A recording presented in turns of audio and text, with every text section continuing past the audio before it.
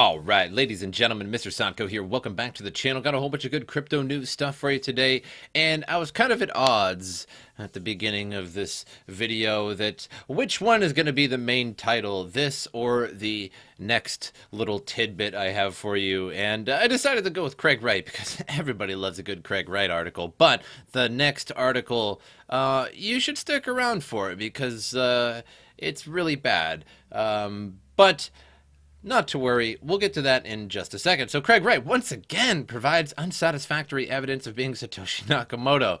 Oh, Craig Wright. So he once again offered evidence which was deemed unsatisfactory. Oh, really? That's super surprising. Toward his claim, he is the creator of Bitcoin. Based on a court order, Wright produced a list of public addresses taken from the relatively early blocks of the blockchain. So again, a few videos ago, I told you about the latest evidence that Craig Wright has to put forward in the whole Kleiman versus Craig Wright case. And that was a list of all of his old addresses in order to prove or to get some kind of information further that he is Satoshi Nakamoto or that he held these Bitcoins along with Kleiman, some $1 billion in Bitcoin.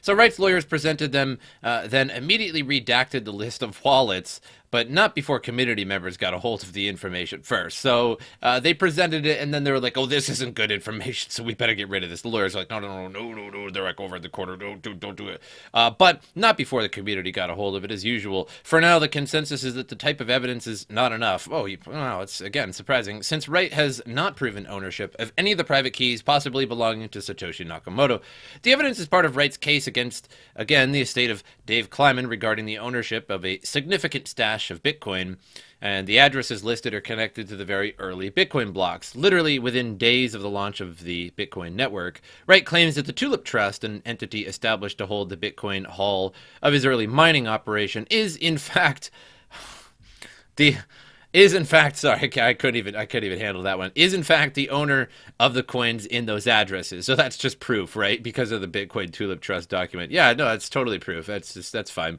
However, most of the addresses see the coins unmoved, meaning if ownership was transferred, it did not happen through using a private key and generating transactions. So these were just never moved. So there was never, nobody ever moved them. So it's just kind of unbelievable. Further, Wright claims those early blocks were mined on computers that he ended up donating to charity, hence the lack of records. He is in the de facto miner of the early blocks. Oh my God, Craig Wright.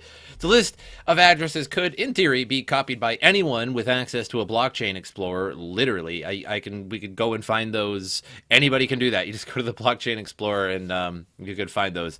So making the evidence less convincing. In effect, Wright claimed ownership of the first 70 blocks with no evidence he could transfer a single Satoshi out of those wallets.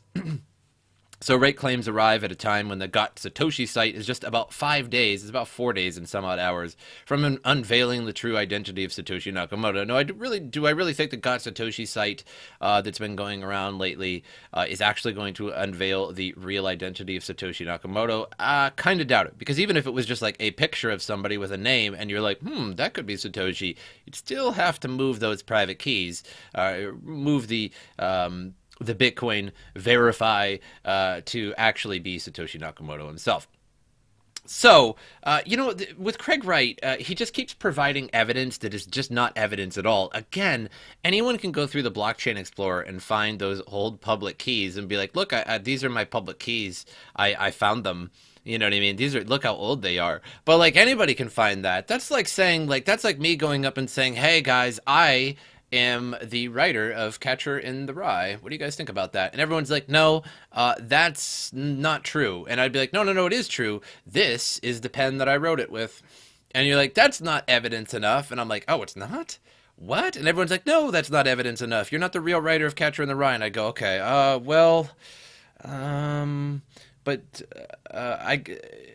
look, I got the pen. And people are like, no, again, that's the same thing. You've done that like 6 times in the past. I'm like, okay. What about this pen though? Remember that I have this pen? And like, nobody's like, oh my God, Craig Wright, you got to try harder. You got to try way harder, right? You just keep pulling out old addresses. That doesn't mean anything. Like I could be like, look at I have a typewriter. I wrote it on this typewriter. Like that could be any typewriter. God. I felt like that was a good analogy. I hope you guys enjoyed that. So moving on to some rather crazy news, although I don't think this is really going to go anywhere. So today in Congress, Representative Sherman called for a bill to ban all cryptocurrencies, and we're going to listen to this. It's not good and very shady, although I don't think this will go anywhere. These are the kind of people running the United States. I look for colleagues to join with me in introducing a bill to outlaw cryptocurrency purchases by Americans so that we nip this in the bud, in part because an awful lot of our international power comes from the fact that the dollar is the standard unit. Oh, we can't lose that dollar, right? We can't lose that standard unit, right? We can't lose our power over the rest of the world. What would we be if we didn't have the U.S. dollar? Of international finance and transactions. Clearing through the New York Fed is critical for major oil and other transactions. Because we got to have that petrodollar recycling program where everybody has to buy oil in the U.S. dollar, and then that U.S. dollar ends up going right back into the United States. So we just got a Toyota for free because Japan had to give us a Toyota, and then we gave them U.S. dollar, and then they turned around and gave Saudi Arabia that U.S. dollar for oil, and then Saudi Arabia just gave it right back to the New York Fed. Really well played, America. Really good job. And it is the announced purpose of the supporters of cryptocurrency to take that power away from us, to put us in a position where the most significant sanctions we have on Iran, for example, would become irrelevant. Yeah, better throw Iran in there, right? Because everybody cares. Everybody cares about Iran, and I'm not saying Iran's a bad country or that nobody cares about it, but got to throw that in there, right? Like they could undermine us because of Russia, I don't know, or Iran, whatever, or North Korea. Just got to throw some things out there that sound really bad, right? So whether it is to disempower our foreign policy, our tax collection enforcement, or our traditional law enforcement, the purposes of cryptocurrency, the advantage it has over sovereign currency is solely to aid in the disempowerment of the United States. Well, not necessarily the United States, just bankers in general. And yeah, that's actually top-notch, Representative Sherman. You got the point of cryptocurrency. It is to undermine a lot of that. Sort of dealios, if you will. Good job, but I don't think that bill will go anywhere. But still, pretty scary to think that we do have a lot of representatives that would outright ban it and cause outright panic and a lot of people's money right now, too. So if the United States banned buying of all cryptocurrency, 90% of people would no longer buy it in the United States or would have a really hard time buying it, and it would rock the price something fierce. Just like when China banned all crypto exchanges in China, I think that was about September or October 2017, and we were at nearly 5,000 Bitcoin. I remember it was about 4,900, nearly 5,000, high 4,900s, and then it dipped all the way down to 3,200 shortly after that news. So if that happened in the United States, it'd be very similar. We'd be back down at 3,000, probably pretty quick. It would be pretty bad. Not that the United States buys the most cryptocurrency, but when any major country bans cryptocurrency like that, it's had a pretty hard effect on crypto. So moving on to some more interesting news, if you will. So this is just sort of a fun article, the 5 biggest exchange hacks in cryptocurrency. And we have a nice little graph there. I love little bar graphs. So number 1 was CoinCheck, January 2018. So according to cryptocurrency intelligence agency CipherTrace, 2018 eclipsed all other years as far as exchange hacks go, with CoinCheck leading the way. CoinCheck was hit by hackers stealing more than $500 million in NEM cryptocurrency, which basically rocked NEM completely, and even the NEM Foundation was just basically destroyed. Cryptocurrency, of course, still exists, but they absolutely, utterly devastated NEM, and it never really recovered very well ever since. Mt. Gox was in February of 2014. Well, most of us remember that one. It eclipsed in the dollar amount stolen. The Mt. Gox hack is still undoubtedly the most infamous exchange hack of all time. With an eye-watering 850,000 BTC snatched by hackers, around 6% of all available BTC at the time. So up until the start of 2014, Mt. Gox handled some 70% of the world's transactions.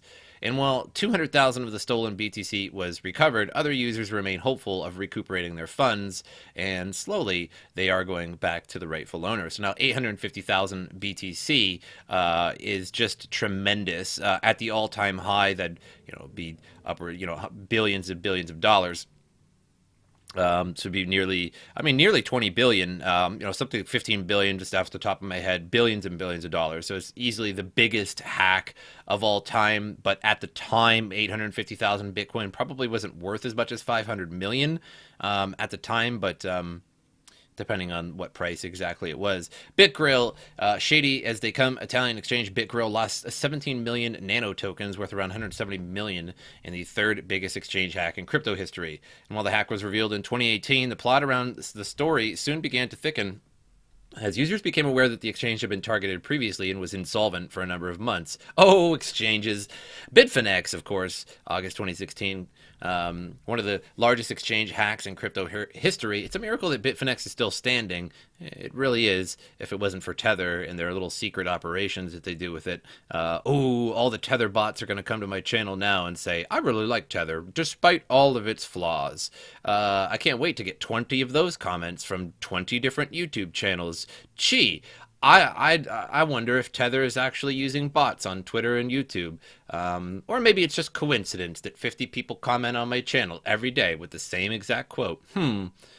This happened back in August 2016 when more than 120,000 Bitcoin were stolen to plummet Bitcoin within hours of the attack. Users were compensated. However, unlike many other situations, they were paid out in BFX tokens rather than BTC. And I actually disagree, unlike in many other situations.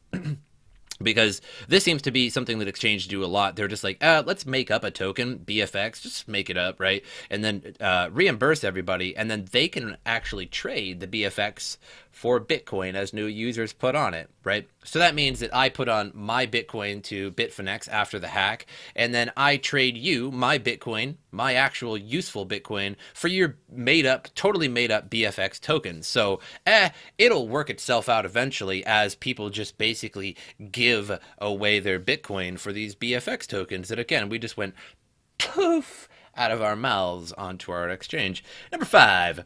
Zaif losing around 60 million in cryptocurrencies, including Bitcoin, Bitcoin Cash, Monacoin. Zaif was the second major Japanese exchange to lose funds after CoinCheck earlier in 2018, which led to Japan's FSA to carry out an investigation of the incident. And Japan's FSA is no joke, apparently. They deny so many new exchanges. You have to comply very well in Japan. But unfortunately, a couple of hacks in Japan that were pretty much topping the list. So that's your little fun tidbit, even though that's people losing money. Anyway, moving on. So PayPal is exploring blockchain but cautious of cryptocurrencies.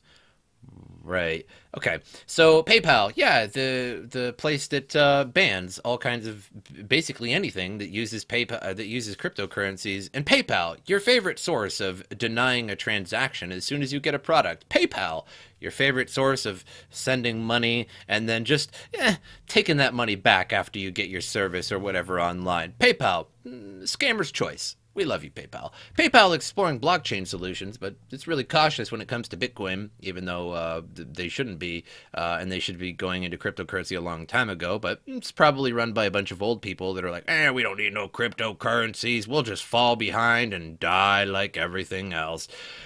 We have teams clearly working on blockchain and cryptocurrency as well, and we want to take part in whatever that form takes in the future. Sometime in the future, not now, right? The future isn't now. We'll just maybe 4 years. I don't know. We're dumb. You know what I mean? I think it's just a little early on right now. We like your money, and we like all the scams that come through PayPal. PayPal, remember, scammer's choice. PayPal remains one of the most conservative fintech solutions and is seen as a competitor to digital assets for a long time. I don't know about that. For a long time, PayPal has refused to offer direct payments for cryptocurrency-related activities such as exchanges. And at the same time, up-and-coming competitors like Revolut were not as risk-adverse, offering services to exchange digital assets. Also became clear that Bitcoin helped to transfer more value in comparison to PayPal back in 2018, which I actually covered that on my channel a little while ago. And the reason for this is that Bitcoin transactions are very large scale and there are no restrictions to size. On the other hand, PayPal has strict requirements on proving one's identity, otherwise restricting transaction size to a relatively small sum. So people are constantly moving million or millions of dollars in Bitcoin on a daily basis back and forth to exchanges, this, that, or the other thing. Whereas PayPal is just, your $4, your $20, your $30 transaction here and there. So PayPal also uses its influence to extract relatively high fees, yes, very high fees, in comparison to digital asset transfers. And the other chief difference is that PayPal is capable of freezing funds and restricting accounts, while Bitcoin is censorship-free. Still, PayPal has the advantage of gaining the trust of banks, while crypto-related companies often run into challenges in securing banking counterparties. However, PayPal is the next traditional business to explore digital assets, and the news of PayPal having a blockchain team arrives just after Facebook detailed its intention to introduce a digital asset. Again, as I said numerous times, and will continue to say so, the corporate coin is on its way, boys. Corporate coin's on its way. We got Facebook coin, PayPal probably going to make some kind of coin eventually. Again, these aren't coins that you get to hodl and put in a private wallet. Almost certainly not, right? Maybe some of them here and there, right? There's no value going up. They don't want the value plummeting or going up wildly. They don't want people profiting off of these.